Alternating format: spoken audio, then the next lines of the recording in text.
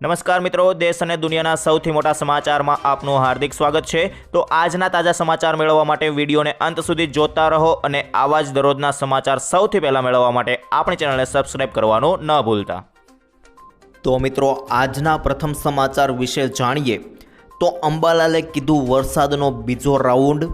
જી હા મિત્રો, ગુજરાતમાં ચોમાસાના આગમન બાદ હવે આગામી દિવસોમાં વરસાદ કેવો રહેશે તે અંગે જાણીતા હવામાન નિષ્ણાંત અંબાલાલ પટેલે આગામી 13 જુલાઈથી ઓગસ્ટ માસ દરમિયાન સમગ્ર ગુજરાત રાજ્યમાં વાતાવરણમાં મોટા પલટા સાથે ધોધમાર અને અણધાર્યા વરસાદના વિવિધ રાઉન્ડ આવવાની મહત્ત્વની આગાહી કરી છે।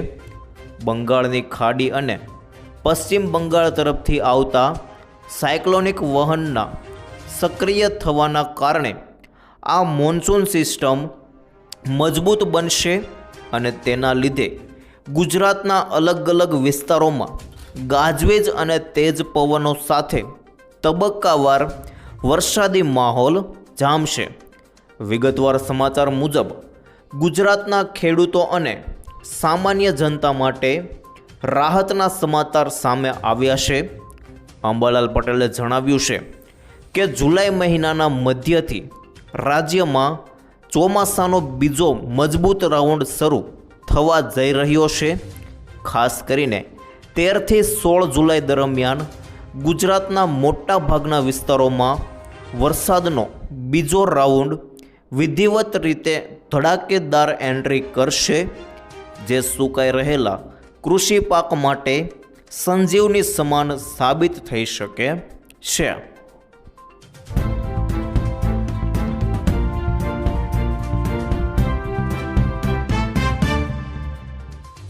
ત્યાર પછી આગળ જોઈએ તો મોંઘવારી વધતા બજેટ ખોરવાયું। જી હા મિત્રો, તાજેતરમાં પડેલા વરસાદને કારણે શાકભાજીની આવક ઘટતા બજારમાં ભાવ ઉંચકાયા છે। ખાસ કરીને આદુના ભાવ પ્રતિ કિલો 130 થી 170 સુધી પહોંચી ગયા છે।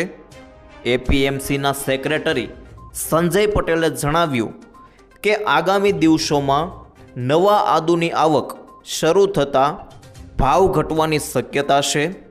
વરસાદી નુકસાનને લીધે અન્ય શાકભાજી પણ મોંઘા થયા છે, જેમ કે કોથમીર 50 થી 80 રૂપિયા, કારેલા 30 થી 80 રૂપિયા, ટીંડોળા 25 થી 100 અને ભીંડા 20 થી લઈને 60 સુધી વેચાઈ રહ્યા છે। એક જ સપ્તાહમાં ભાવો વધતા ગ્રાહકોના ખિસ્સા પર બોજ વધ્યો છે।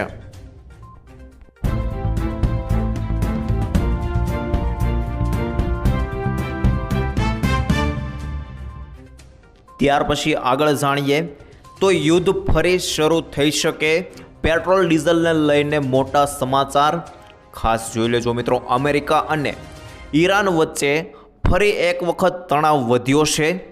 હોર્મુઝ સ્ટ્રેટમાં 3 કોમર્શિયલ જહાજો પર ઈરાન તરફથી મિસાઇલ હુમલા બાદ અમેરિકાની સેનાએ પણ હુમલો કર્યો છે અને ઈરાનના 80 થી વધારે સૈન્ય અડ્ડા પર મોટા પ્રમાણમાં એર સ્ટ્રાઇક કરવામાં આવી છે। આ કાર્યવાહી એવા સમયે કરવામાં આવી છે કે જ્યારે ઈરાનમાં આયાતુલ્લા અલી ખામેનીના અંતિમ સંસ્કાર થઈ રહ્યા છે। ઈરાન અને અમેરિકા વચ્ચે ફરી વખત યુદ્ધનો મોરચો ખુલતા આંતરરાષ્ટ્રીય બજારમાં ક્રૂડ ઓઇલની કિંમતમાં ઓચિંતા જ ઉછાળો આવ્યો છે। આજે બુધવારે ક્રૂડ ઓઇલના ભાવ આંતરરાષ્ટ્રીય બજારમાં પ્રતિ બેરલ $74 આસપાસ કામકાજ કરી રહ્યા છે। બ્રેન્ટ ક્રૂડનો ભાવ 2.63% ઉછળી $76.11 થયો છે, જ્યારે WTI ક્રૂડનો ભાવ 2.63% વધી $72.29 રહ્યા છે।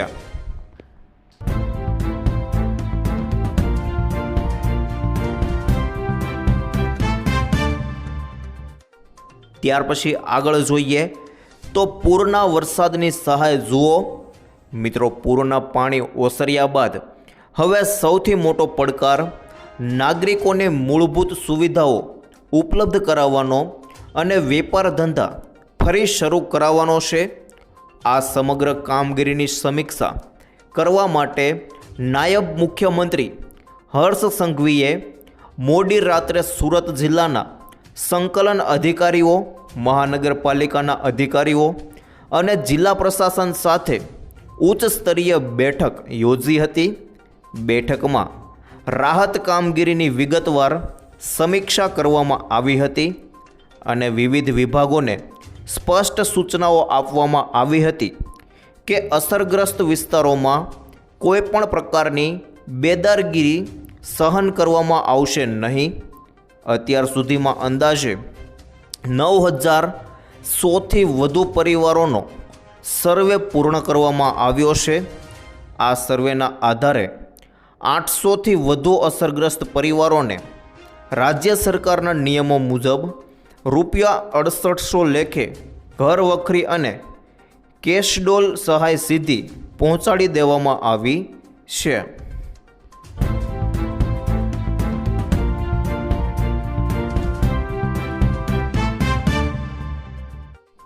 ત્યાર પછી આગળ જોઈએ તો દર મહિને ₹8,000 નવી યોજના.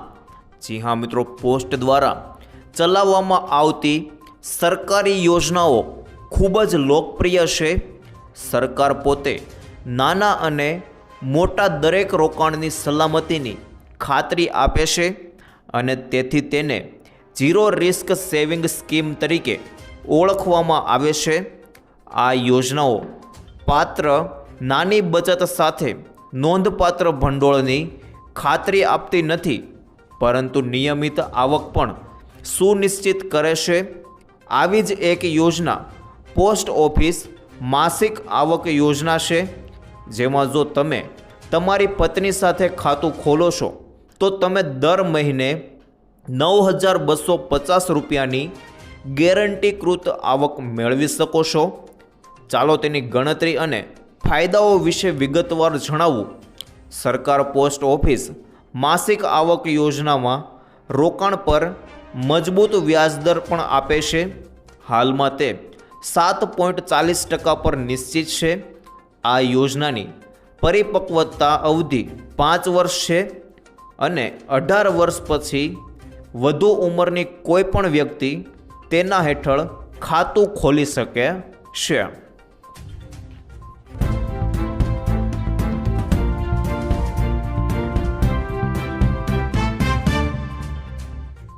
ત્યારબાદ આગળ જોઈએ તો સરકાર કરશે કડક કાર્યવાહી.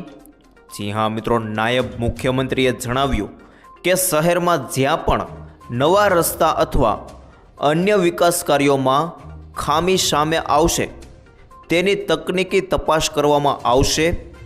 જો કોઈ કામમાં ગુણવત્તાનો અભાવ, બેદરકારી અથવા નિયમોનું ઉલ્લંઘન થયું હોવાનું સામે આવશે તો સંબંધિત અધિકારીઓ અને જવાબદાર એજન્સીઓ સામે કડક પગલાં ભરવામાં આવશે. તેમણે ભારપૂર્વક જણાવ્યું કે કુદરતી આફતના નામે બેદરકારીને સ્વીકારવામાં આવશે નહીં અને દરેક વિભાગની કામગીરીની જવાબદારી નક્કી કરવામાં આવશે.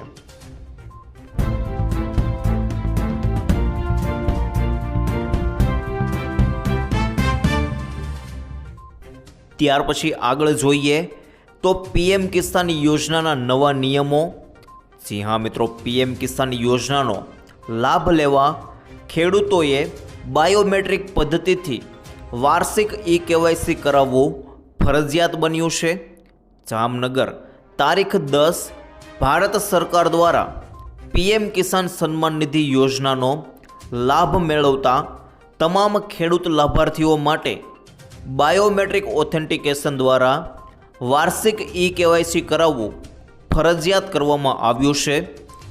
આ નવી જોગવાઈ અન્વયે લાભાર્થીઓએ દરેક નાણાકીય વર્ષના પ્રથમ હપ્તા એપ્રિલથી જુલાઈના રિલીઝ થતાં પહેલાં આ વાર્ષિક પ્રક્રિયા પૂર્ણ કરવી અનિવાર્ય રહેશે, જેથી કોઈ પણ પાત્ર ખેડૂત યોજનાના લાભથી વંચિત ન રહી જાય. જે ખેડૂતોના સ્ટેટસમાં હાલ ઈ-કેવાયસી યસ દર્શાવતું હોય તેઓ પણ બાયોમેટ્રિક અથવા ફેસ ઓથેન્ટિકેશન દ્વારા આ વાર્ષિક ઈ-કેવાયસી કરાવી શકે છે. 1 એપ્રિલ 2026 પછી જે લાભાર્થીઓએ હજુ સુધી આ પ્રક્રિયા પૂર્ણ નથી કરી તેમણે આગામી હપ્તાની સહાય મેળવવા માટે તાકીદે વાર્ષિક ઈ-કેવાયસી કરાવવું પડશે.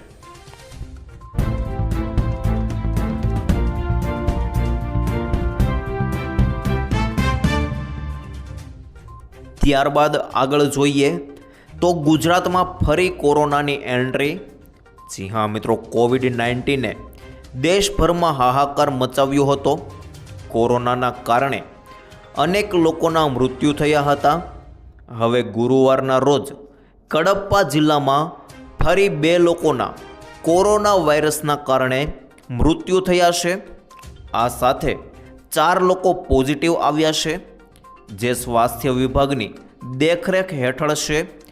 પોઝિટિવ આવેલા 4 લોકોમાંથી 3 લોકો ઘર પર આઇસોલેશનમાં છે. ચોથા વ્યક્તિને હળવા લક્ષણો જોવા મળ્યા છે.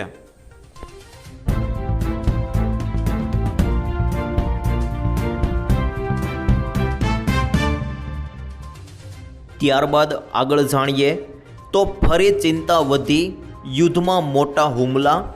જી હા મિત્રો, તાજેતરના તણાવની શરૂઆત હોર્મુઝની ખાડીમાંથી પસાર થતા 3 કોમર્શિયલ જહાજો પર થયેલા હુમલાઓ બાદ થઈ હતી.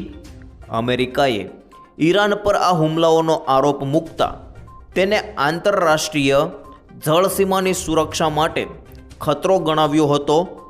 ત્યારબાદ અમેરિકી દળોએ ઈરાનના અનેક સૈન્ય લક્ષ્યો પર હુમલા શરૂ કર્યા હોવાનું જાહેર કર્યું હતું. હોર્મુઝની ખાડી વિશ્વના સૌથી વ્યસ્ત ઉર્જાનું વેપાર માર્ગોમાંની એક છે. વૈશ્વિક કાચા તેલનો મોટો હિસ્સો આ માર્ગેથી પસાર થાય છે. તેથી અહીં વધતા તણાવની સીધી અસર આંતરરાષ્ટ્રીય તેલના ભાવ, વૈશ્વિક સપ્લાય ચેઇન અને અનેક દેશોની અર્થવ્યવસ્થા પર પડી શકે છે.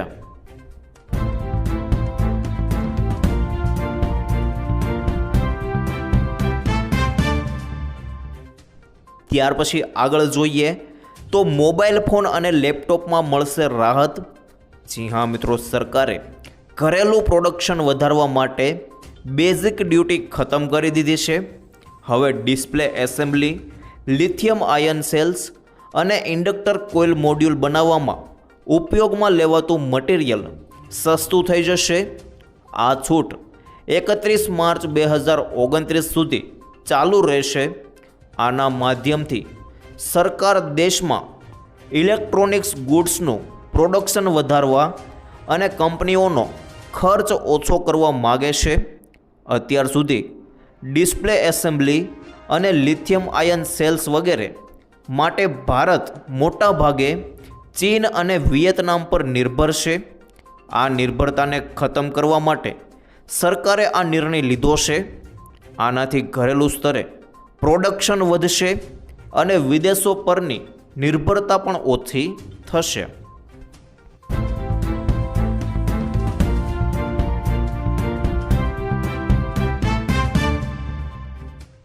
ત્યારબાદ આગળ જોઈએ તો શું આખા દેશમાં આવું થવું જોઈએ? ખાસ જોઈ લો મિત્રો, તમિલનાડુ સરકારે આઈપીએસ અને આઈએએસ ઓફિસરને બોલાવીને કહ્યું કે જો કોઈ પીડિત ન્યાય વગર પાછો ફરશે અને એ વાત મારા સુધી પહોંચશે તો હું 24 કલાકમાં એક્શન લઈશ અને ગમે તેટલો મોટો અધિકારી હશે તેના સસ્પેન્શન લેટર પર સહી કરી દઈશ. મિત્રો, તમિલનાડુમાં વિજય થાલાપતિએ આ સૂચન આપી દીધું છે કે કોઈ પીડિત ન્યાય વગર પાછો ફરશે અને 24 કલાકની અંદર તે એક્શન લેશે તેવું મિત્રો આઈપીએસ અને આઈએએસને તેણે જણાવી દીધું છે અને સસ્પેન્શન લેટર પર સહી કરી દેશે આવું જણાવી દેવામાં આવ્યું છે. તો શું આખા દેશમાં આવું થવું જોઈએ કે નહીં તે મને કોમેન્ટ સેક્શનની અંદર જણાવી દેજો.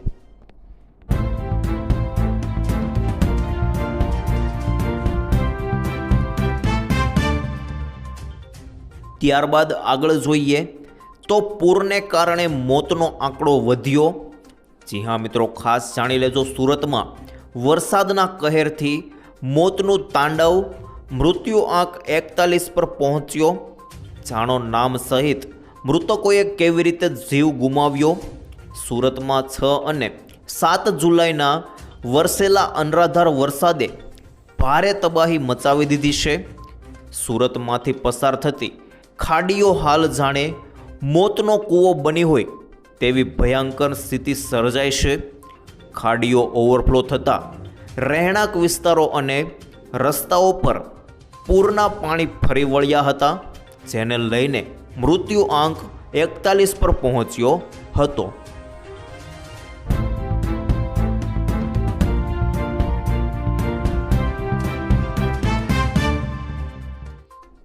ત્યારબાદ આગળ જાણીએ તો ભારતમાં સમુદ્રમાંથી લાવશે વીજળી. જી હા મિત્રો, ભારત અને સંયુક્ત અરબ અમીરાત વચ્ચે 1600 કિલોમીટર લાંબી વીજળી કેબલ બિછાવવાના પ્રસ્તાવ પર વિચાર કરવામાં આવી રહ્યો છે. આમાં 40,000 કરોડ રૂપિયાનો ખર્ચ આવવાનો છે. કેન્દ્રીય ઉર્જા મંત્રી મનોહરલાલ ખટ્ટરે ઇન્ડિયા એનર્જી સ્ટોરેજ વીક દરમિયાન આ માહિતી આપી હતી. આ મેગા પ્રોજેક્ટ વડાપ્રધાન નરેન્દ્ર મોદીના વન સન વન વર્લ્ડ વન ગ્રીડ અને વિઝનનો એક મહત્વપૂર્ણ ભાગ છે, જેનો હેતુ સરહદ પાર વીજળી કનેક્ટિવિટી વધારવાનો અને વિશ્વમાં ક્લીન એનર્જીના સોર્સિસ જેવા કે સોલર એનર્જી, વિન્ડ એનર્જી અને આ બધી એનર્જીને મજબૂત બનાવવાનો છે. આ પાવર કેબલ આશરે 1600 કિલોમીટર લાંબી હશે અને તેના દ્વારા 2 ગીગાવાટ વીજળીની આપ-લે થશે. આ કેબલને અરબ સાગરથી પસાર કરીને ગુજરાત ભુજથી સીધી તટ સામે કનેક્ટ કરવામાં આવશે. આમાં સમુદ્રની નીચે 3000થી 3500 મીટરની ઊંડાઈમાં high voltage direct current cables બિછાવવામાં આવશે. આ પ્રોજેક્ટની જવાબદારી સરકારી માલિકીની કંપની પાવર કે ગ્રીડ કોર્પોરેશન પર છે, જે આને લગભગ 5-6 વર્ષમાં પૂરો કરશે.